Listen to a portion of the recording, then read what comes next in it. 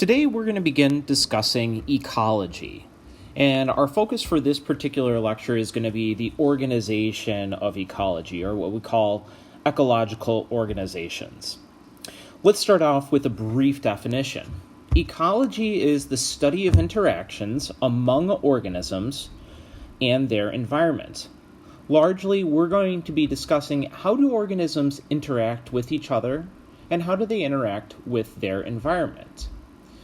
Through this process, we'll talk about how energy flows through ecosystems, and we'll talk about the influence that different organisms can have on the ecosystem when they're out of balance. But let's start by discussing ecological organization. There are 6 levels to the organization of ecology. The smallest level, which we're going to put in the middle, or the smallest circle here, is an organism, which is essentially an individual. You are an organism. A single bacterium sitting on my iPad where I'm recording this right now is an organism as well. The next level of organization is a population, which is a group of a single type of organism. Examples of this would be the human population, the population of E. coli that are living inside my gastrointestinal tract, the population of robins that have inhabited my backyard to steal seed and to steal dead grass so that they can start building nests. Oftentimes we refer to these populations as species, and sometimes we give certain populations special names. For example, we might talk about a school of fish, a herd of buffalo, or even a murder of crows. In our next level, we have communities. Communities are where we find groups of populations that are interacting with each other. So, for example, the interaction between me and the birds in my backyard, or me and the bacteria inside of my stomach, are examples of communities. Now, up to this point, we've talked about only living things. Our next level of organization, which is an ecosystem, includes the interactions between communities and other non-living factors. Let's introduce a couple of terms briefly. We're going to refer to anything that is considered to be living as biotic, and anything that is non-living is abiotic. So, for example, all the organisms and populations that we have talked about so far are examples of biotic factors. However, abiotic factors can include things that we can visually see, like rocks, soil, water, or they can be things that we don't necessarily see, like electromagnetic waves or wind. And so abiotic factors can have a very strong effect on an ecosystem. We're going to focus most of our conversation on ecology within an ecosystem and looking at the interplay between biotic and abiotic factors. Next, we have biomes. Biomes are ecosystems that are found over large areas. Examples of these would include grasslands, tundra, and deserts. Biomes share similar climate and oftentimes have similar communities within them. They will also have quite similar abiotic factors. Finally, we have the biosphere. In our case, our biosphere is Earth, but this also includes more than just the land. It includes the water. It also includes air.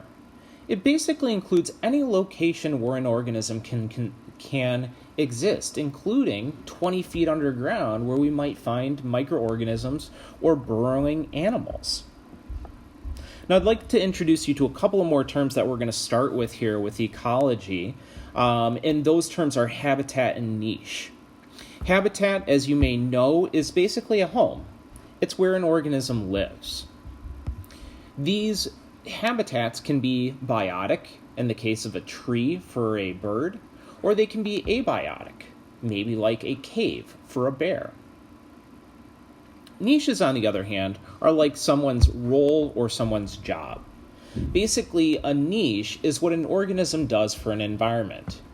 For example, butterflies and bees we often think of as pollinators. That is their role within an ecosystem, or at least one of their roles within an ecosystem. What we're going to do for the remainder of today's lecture is take a look at an example of an ecosystem and start to apply some of these terms to describe an ecosystem that's within our own area. So what I'm showing you in this picture is an example of a forested ecosystem. And you can see that the pictures are coming from a couple of different seasons of this ecosystem. What we're going to do is we're going to take a little bit of time to identify biotic factors, abiotic factors, habitats, and niches. And so we'll start out with biotic factors. What I'd like you to do is pause the video at this point and then draw some arrows for yourself and name some of the biotic factors that appear in this image. Go ahead and pause now. All right, so here are some biotic factors that I have identified, including on the top picture, I think that those are rabbit tracks, so that indicates maybe there's rabbits in our habitat. That's one population. Wolf. There might be a single organism of a wolf or a population of wolves. We've also got trees and shrubs, a flower known as the blazing star, and then that butterfly on the flower is known as an eastern tiger swallowtail. We've also got a wren in a tree. These are all biotic factors. Again, biotic factors are going to describe those living things. Individually, each of these things may be considered to be organisms, or may be considered to be parts of populations. However, in the picture with the tree and shrubs, for example, we definitely have a community there where we have different types of trees and different types of shrubs. Similarly, with our picture of the wren and the tree, that represents two different types of organisms and therefore is a community. Now I will have you do the same thing and identify some abiotic factors. Go ahead and pause the video now. All right, so here are some abiotic factors. Again, this is not a total list, but I've identified, for example, soil. And in this, you're probably going to find sand and rock if you want it to be more detailed. Snow is an abiotic factor, as is liquid water and the bridge that is found in this picture as well. This is actually from JSOL. And then there are other ones that are necessary, or we can kind of imply from what we see here. Air, changes in temperature, wind, and sunlight are all other examples of abiotic factors that these communities of organisms are going to have to interact with. And so again, these biotic and abiotic factors together make up our ecosystem. Next, let's identify a few habitats. Go ahead and pause now to identify some habitats.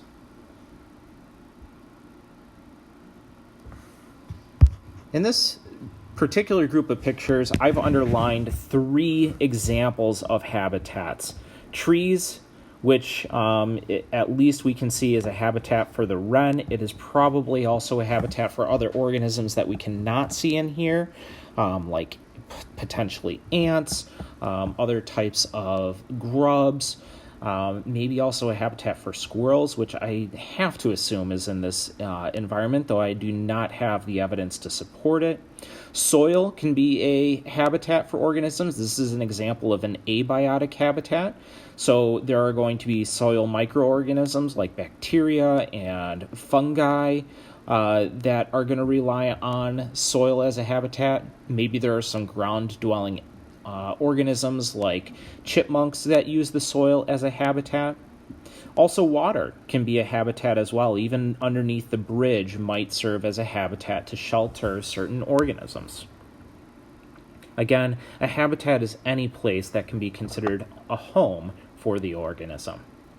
Finally, let's take a look at some niches. Again, niches are the roles that organisms play within an ecosystem. I'd like you to pause now to identify a couple of examples of niches you might see in these figures.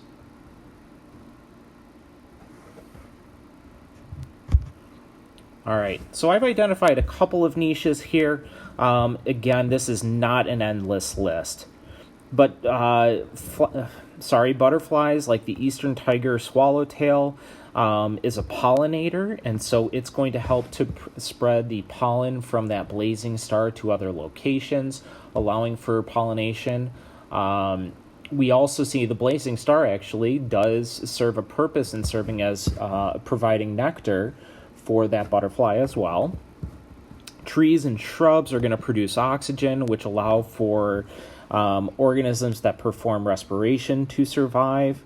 And then within soil, we're going to find decomposers, for example, fungus and microorganisms that take dead organic matter and break it down into usable material for photosynthetic organisms. And so this then altogether represents an ecosystem. And again, our main goal here was to talk about a little bit about the organization from organisms to populations, from populations to communities, and then from communities to ecosystems. We wanted to start practicing with identifying some of these biotic and abiotic factors and talking about habitats and niches. In our next lecture, we are going to begin discussing the types of interactions that take place within communities. And so we'll talk about, for example, what kind of relationship exists between the wren and the tree, or between the blazing star and the eastern tiger swallowtail. Take care.